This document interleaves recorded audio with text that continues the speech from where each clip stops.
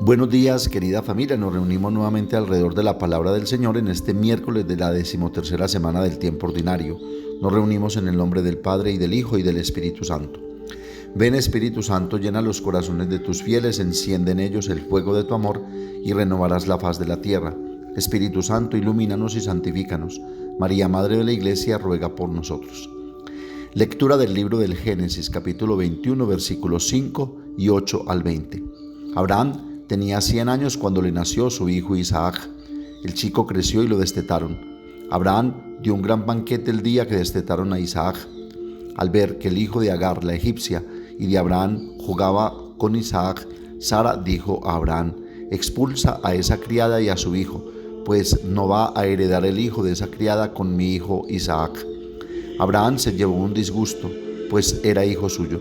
Pero Dios dijo a Abraham: no te aflijas por el muchacho y la criada, haz todo lo que dice Sara, porque será Isaac quien continúe tu descendencia. Pero también al hijo de la criada lo convertiré en un gran pueblo, pues es descendiente tuyo. Abraham madrugó, tomó pan y un odre de agua, lo cargó a hombros de Agar y la despidió con el muchacho. Ella marchó y fue vagando por el desierto de Berseba. Cuando se agotó el agua del odre, colocó al niño debajo de unas matas. Se apartó y se sentó a solas a distancia de un tiro de arco, diciendo: no puedo ver morir a mi niño. Se sentó aparte y alzando la voz rompió a llorar. Dios oyó la voz del niño, y el ángel de Dios llamó a Agar desde el cielo y le dijo: ¿qué te pasa, Agar? No temas, porque Dios ha oído la voz del muchacho allí donde está. Levántate, toma al niño y agárrale fuerte de la mano, porque haré que sea un pueblo grande. Dios le abrió los ojos y vio un pozo de agua. Ella fue, llenó el odre de agua y dio de beber al muchacho. Dios estaba con el muchacho, que creció, habitó en el desierto y se hizo un experto arquero. Palabra de Dios. Salmo 34-33. El afligido invocó al Señor y Él lo escuchó. El afligido invocó al Señor, Él lo escuchó y lo salvó de sus angustias. El ángel del Señor acampa en torno a quienes le temen y los protege. Todos los santos teman al Señor, porque nada les falta a los que le temen. Los ricos empobrecen y pasan hambre. Los que buscan al Señor no carecen de nada. Vengan, hijos, escúchenme, los instruiré en el temor del Señor. ¿Hay alguien que ame la vida y desee días de prosperidad? Lectura del Santo Evangelio según San Mateo, capítulo 8, versículos 28 al 34. En aquel tiempo llegó Jesús a la otra orilla, a la región de los Gadarenos. Desde los sepulcros 2 endemoniados salieron a su encuentro. Eran tan furiosos que nadie se atrevía a transitar por aquel camino, y le dijeron a gritos: ¿qué tenemos que ver nosotros contigo, Hijo de Dios? ¿Has venido aquí a atormentarnos antes de tiempo? A cierta distancia, una gran piara de cerdos estaba osando. Los demonios le rogaron: si nos echas, mándanos a la piara. Jesús les dijo: vayan. Salieron y se metieron en los cerdos, y la piara entera se abalanzó acantilado abajo al mar y murieron en las aguas. Los porquerizos huyeron al pueblo y lo contaron todo, incluyendo lo de los endemoniados. Entonces el pueblo entero salió a donde estaba Jesús, y al verlo le rogaban que se marchara de su país. Palabra del Señor. La historia de Agar, desesperada en el desierto con su hijo que ahora parece destinado a morir de sed, es conmovedora. No quiero verlo morir. Agar no piensa en orar, pero Dios escucha el llanto del niño, y un ángel de Dios la llamó desde el cielo. ¿Qué te pasa, Agar? No tengas miedo, levántate, toma al niño y sosténlo de la mano. La situación es humanamente desesperada, pero Dios es fiel e interviene. De aquí vienen las palabras a las que debemos prestar atención. Dios le abrió los ojos y vio un pozo de agua. Había un pozo, pero la desesperación la había cegado y no lo vio. La intervención divina le hace ver la salvación. Siempre debemos pedirle al Señor que nos abra los ojos para ver. Pidámoslo en la oración. Si Dios nos da su luz, podemos ver las cosas en su realidad y encontrar soluciones positivas en la perplejidad y la incertidumbre.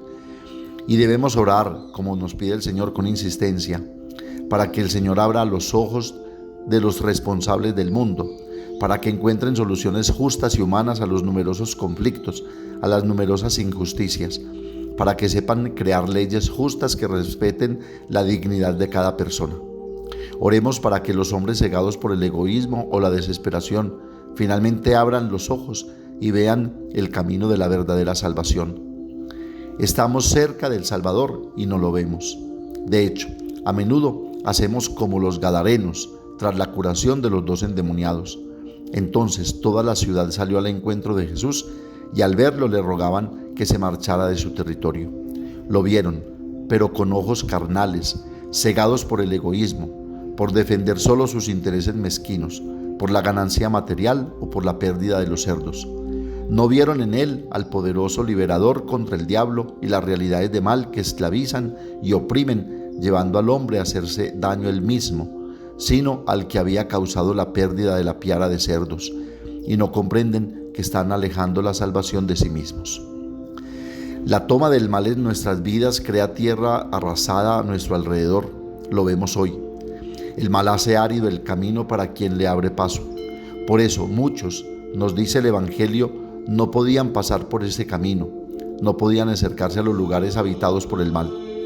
Los poseídos eran indomables, como todo mal, es la autodestrucción, no solo el daño a los demás. El mal particular de aquellos hombres tenía un nombre, legión, es decir, un mal estructurado que no deambula en el caos, sino que se ejercita y se organiza para causar un daño cada vez más efectivo. Debemos saber que el mal se organiza, incluso dentro de nosotros.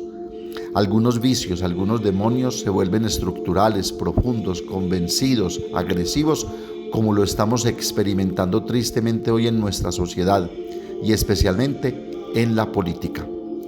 Por eso el Evangelio es todo un exorcismo, una invitación a acoger la luz cuando la oscuridad se apodera de nosotros, una invitación a eliminar el mal en todas sus formas en nuestras vidas. El mal se ve perturbado por la presencia de Jesús, quien evidentemente trae confusión y desestabiliza el mismo mal, porque lo desarma y le quita el poder. Somos similares a aquel poseído. Pidamos al Señor que el mal no nos involucre, que se mantenga alejado de nuestra vida. Como los poseídos, nos sentimos atraídos por Jesús, pero luego lo rechazamos. Lo reconocemos, pero no lo seguimos. No queremos que se involucre demasiado en nuestras cosas. Como Jesús le dice a Pedro, estamos demasiado inmersos en pensamientos humanos que nos impiden reflexionar sobre nuestros corazones y nos hacen obsesionarnos con nuestras ideas, excluyendo a Dios.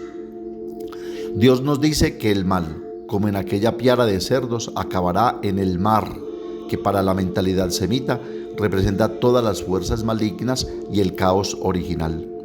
Un día todo el mal hecho y recibido terminará, mientras pensamos que hay incertidumbre, que quizás debamos vivir cierta ambigüedad para avanzar en el mundo. Todas las circunstancias nos enseñan esto. En el trabajo, en la familia, incluso en la iglesia, nos encontramos con mentiras, con personas que aún viven en la tumba, haciéndose y haciendo daño. Así, todo nos desanima porque atraídos por la vida seguimos encontrándonos con la muerte, el cierre, la incomodidad.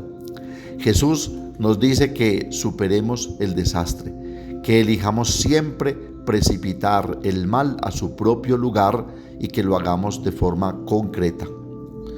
Profundicemos un poco más en el Evangelio. La fuerza del mal oprime, maltrata y aleja a las personas. Este versículo inicial describe la situación del pueblo antes de la llegada de Jesús. Al describir el comportamiento de los 2 endemoniados, el evangelista asocia la fuerza del mal con el cementerio y la muerte. Es un poder mortal, sin rumbo, sin dirección, incontrolado y destructivo, que aterra a todos, priva a la persona de su propia conciencia, autocontrol y autonomía. Ante la simple presencia de Jesús, la fuerza del mal se desmorona y se desintegra. Aquí está el primer contacto entre Jesús y los 2 poseídos. Aquí está la desproporción total. El poder que antes parecía tan fuerte se derrite, se desintegra ante Jesús. Gritan: ¿qué tenemos que ver nosotros contigo, Hijo de Dios? Has venido aquí a atormentarnos antes de tiempo. Se dan cuenta de que están perdiendo poder. El poder del mal es impuro y carece de autonomía y consistencia. El diablo no tiene poder sobre sus movimientos. solo logra entrar en los cerdos con el permiso de Jesús. Una vez dentro, los cerdos se precipitan al mar. Según la opinión popular, el cerdo era un símbolo de impureza que impedía a los seres humanos relacionarse con Dios y sentirse acogidos por Él. El mar era el símbolo del caos que existía antes de la creación y que, según la creencia de la época, seguía amenazando la vida. Este episodio de los cerdos que se precipitaron al mar es extraño y difícil de comprender, pero el mensaje es muy claro. Ante Jesús, el poder del mal no tiene autonomía ni consistencia. Quienes creen en Jesús ya han vencido el poder del mal y no deben temer. La reacción de los lugareños. Avisados por los porquerizos, los lugareños acuden al encuentro de Jesús. Marcos dice que vieron al endemoniado sentado, vestido y en perfecto juicio, Marcos 5:15, pero se quedaron sin los cerdos. Por eso le piden a Jesús que se vaya. Para ellos los cerdos eran más importantes que la persona que había recobrado el juicio. La expulsión de los demonios. En la época de Jesús, las palabras demonio o Satanás se usaban para indicar el poder del mal que desviaba a la gente del camino recto. Por ejemplo, cuando Pedro intentó desviar a Jesús, él era Satanás para Jesús, Marcos 8:33. En otras ocasiones, esas mismas palabras se usaban para indicar el poder político del Imperio Romano que oprimía y explotaba a la gente. Por ejemplo, en el Apocalipsis, el Imperio Romano se identifica con diablo o Satanás, Apocalipsis 12:9. Mientras que en otras ocasiones la gente usaba las mismas palabras para referirse a males y enfermedades. Hablaban de demonio, espíritu mudo, espíritu sordo, espíritu impuro, etc. Había mucho miedo. En la época de Mateo, en la segunda mitad del siglo I, el miedo a los demonios aumentó. Algunas religiones provenientes de Oriente difundieron el culto a los espíritus. Enseñaban que algunas de nuestras malas acciones podían irritar a los espíritus y estos, para vengarse, podían impedir nuestro acceso a Dios y privarnos de los beneficios divinos. Por esta razón, mediante ritos y conjuros, intensas oraciones y complejas ceremonias, se intentaba calmar a estos espíritus o demonios para que no dañaran las vidas.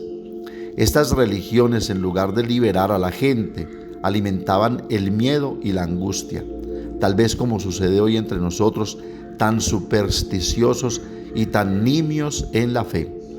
Ahora bien, uno de los objetivos de la buena nueva de Jesús era ayudar a la gente a liberarse de este miedo. La llegada del reino de Dios significó la llegada de un poder más poderoso. Jesús es el hombre más fuerte que viene a vencer a Satanás, el poder del mal, para arrebatar de sus manos a la humanidad prisionera del miedo, Marcos 3:27. Por eso los evangelios insisten tanto en la victoria de Jesús sobre el poder del mal, sobre el diablo, sobre Satanás, sobre el pecado y sobre la muerte. Era para animar a las comunidades a vencer este miedo al diablo. Y hoy, ¿quién de nosotros puede decir soy totalmente libre? Nadie. Y entonces, si no soy totalmente libre, hay una parte de mí que está poseída por otros poderes. ¿Cómo se pueden expulsar estas fuerzas? El mensaje del Evangelio de hoy sigue vigente para nosotros. Preguntémonos, ¿qué oprime y maltrata a la gente hoy en día? ¿Por qué hablamos tanto de expulsar demonios en ciertos lugares? ¿Es bueno insistir tanto en el diablo? ¿Qué opinas? ¿Qué sentido tienen las mal llamadas misas de liberación y sanación en mi vida, cuando todas las Eucaristías nos liberan y nos sanan? ¿Quién de nosotros puede decir que es totalmente libre o liberado? Pidamos pues a la Santísima Virgen María, quien pudo alejar el mal escuchando la palabra de Dios y dando su disponibilidad y adhesión para hacer todo lo que esa palabra le indicaba, nos ayude a ser dóciles a Jesús y a dejarnos liberar por Él, que vence todo mal. Amén. Padre nuestro que estás en el cielo, santificado sea tu nombre. Venga a nosotros tu reino, hágase tu voluntad en la tierra como en el cielo. Danos hoy nuestro pan de cada día, perdona nuestras ofensas, como también nosotros perdonamos a los que nos ofenden. No nos dejes caer en la tentación y líbranos del mal. María, Madre de la Iglesia, ruega por nosotros. Señor, nos bendiga, nos guarde de todo mal y nos lleve a la vida eterna. El Señor esté con ustedes, y la bendición de Dios Todopoderoso, Padre, Hijo y Espíritu Santo, descienda sobre ustedes y los acompañe siempre. Que tengan un feliz día y recuerden que los padres de la parroquia los queremos mucho.